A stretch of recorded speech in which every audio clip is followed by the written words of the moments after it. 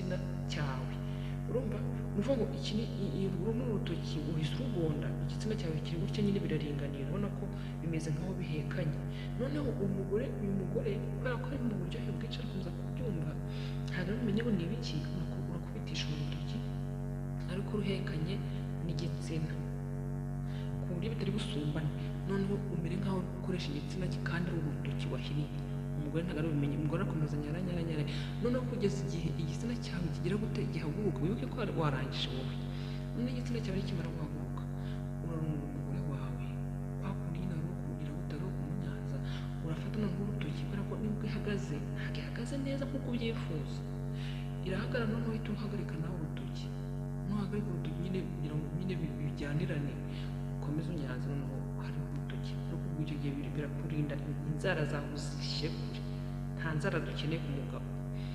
Noneho icyo gihe urutoki rwawe rurahagaze neza, noneho n'igitsina cyawe kirahagaze, n'urutoki rurahagaze, biraringaniye. Noneho igitsina kigeraho, noneho kigafata imbaraga kigakomera, noneho ukagira gute ugakomeza.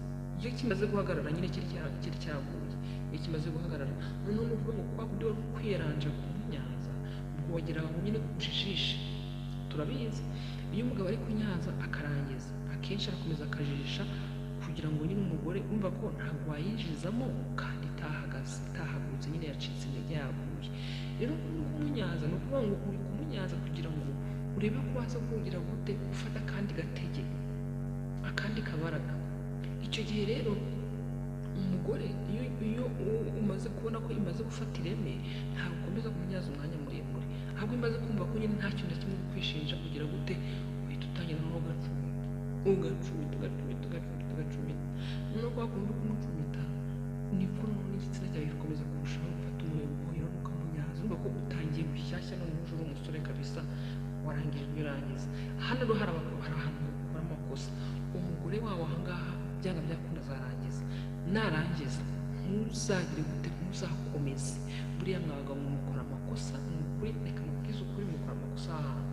Niba warangije ukaba ufashije n'umugore wawe wabanje gukoresha urutoki kugira ngo byibuze ujijishe, urutoki ufatanyije n'igitsina cyawe cyaguye, bigeze aho igitsina kirahagaze, wungishijeho urutoki kugira ngo gihagarare neza, kigeze aho gifashe ireme, ugeze aho utangiye kumunyaza bushyashya, uracumise, byose urabikoze, nyine ugize amahirwe, ubonye umugore wawe ararangije, igitsina cyawe kiracyahagaze kandi urumva ko wari warangije kare. Ahangaha irinde gukomeza, ndakwinginze, ahangaha niho mukorera amakosa. Ntabwo umugore warangije ugomba gukomeza